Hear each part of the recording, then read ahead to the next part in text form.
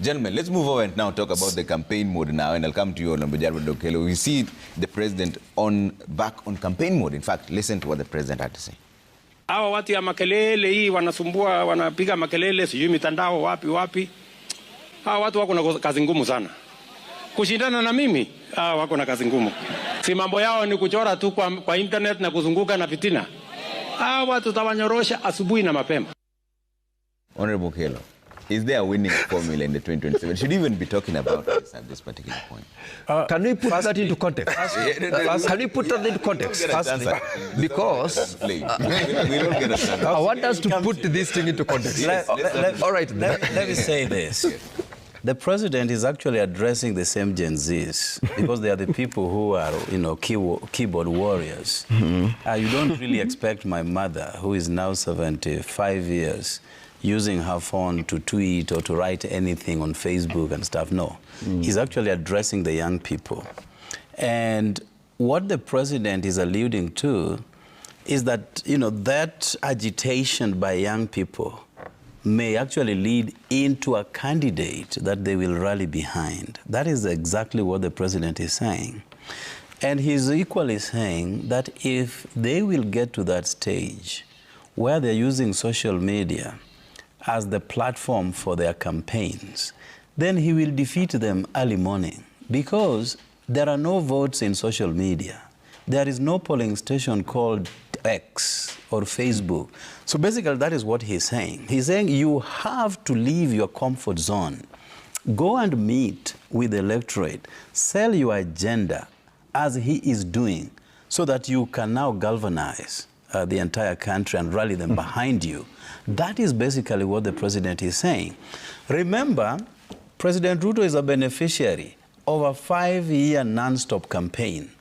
Immediately they got into office in 2013, the man started moving across the country, launching what had been launched, launching a new, talking about politics. 5 or 10 years campaign. Actually 10, 10, because the first 5, he was campaigning for President Uhuru to be re-elected. Then the 5 was actually his own. So 10 years on sunroof, vehicle, mounting himself, selling his agenda, and that is how he won. So engineers would tell you... I thought you guys said he didn't win as ODM. Well, now we are now. Why can't you allow Honorable Jared to just prosecute his case? We are into now. Okay? We spoke, the Supreme Court had their own, and now the Supreme Court is being subjected to petitions, which I like, okay? But he's a beneficiary of that consistent campaigns. Yeah. And, engineers will tell you, when it works, don't fix it. So it worked for him then. He can't fix it now. That is the only style that he understands.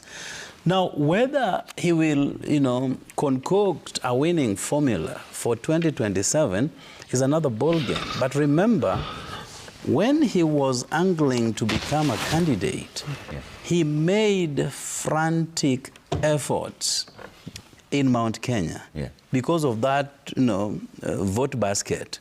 And he got it. So now you can see he's targeting his guns at Western Kenya and Nyanza. Whether that is going to yield any meaningful fruits, time will tell. But let me tell you, Prime Minister Raila Odinga was a candidate. Prime Minister. Well, there is no current. Yeah. In fact, in America, they just call President Obama. It is only in Kenya and Africa where they will want to tell you, no, you are former. So the Prime Minister was a candidate in 97. He emerged number 3. Thereafter, he has either been a kingmaker, which he did in 2002, or a formidable candidate, for decades on end.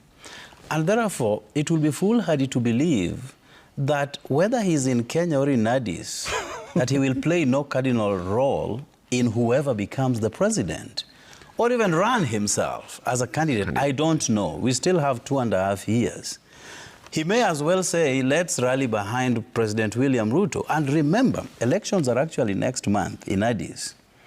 out of 50 million of us, there's only one person with a vote that will help Baba, and that is only William Samoei Ruto. And Baba knows as much.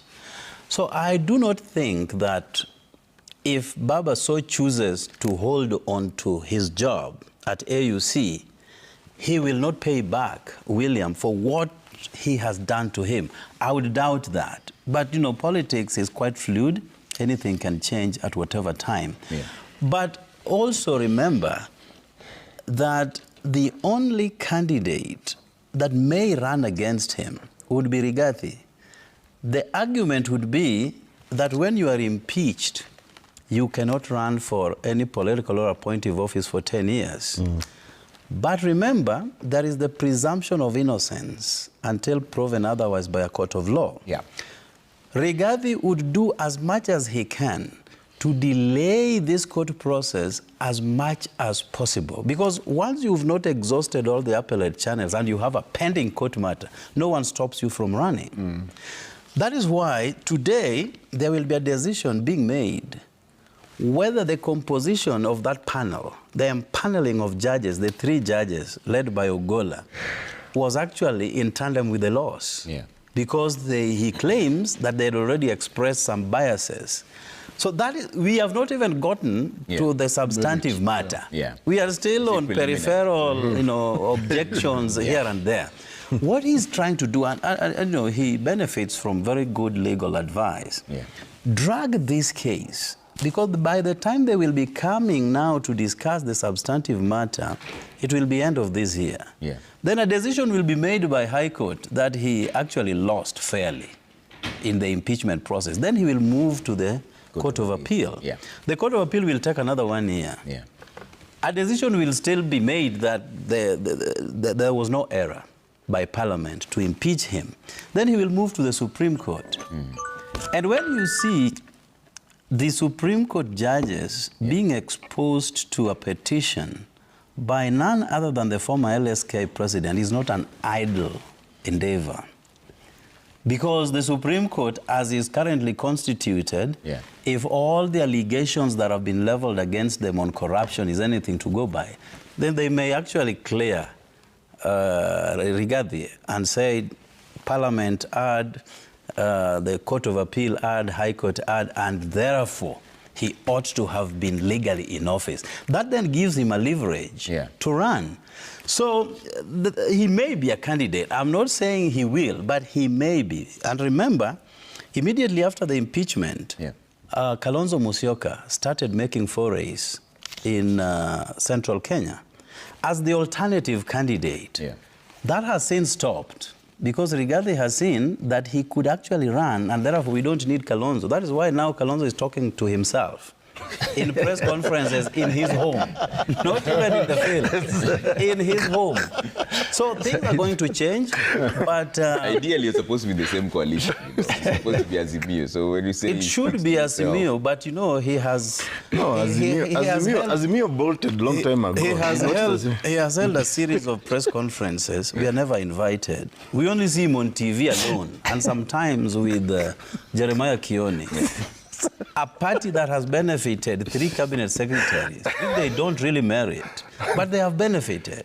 So I see him with Kioni there alone. And we are never invited, just like Muturi is saying, I was not properly invited for the Kakamega cabinet meeting. So we are also not properly invited for all this press conference. But that's a good one. That's a good one. But did you also invite him to your conference?